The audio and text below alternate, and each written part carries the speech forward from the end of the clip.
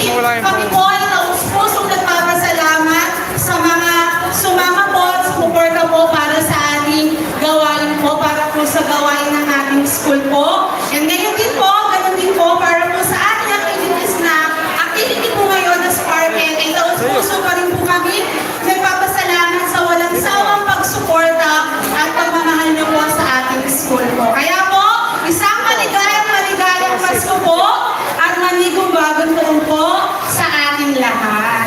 And po, po, ang araw na ang okasyon po ngayong Disyembre ay hindi po para sa atin, kundi po para kay Jesus. Dahil si Jesus po ang star ng Pasko. So, wag na po natin ipagagalitas. Matagal natin po pinaghandaan. Wow, parang part ako na naghanda. Ayan.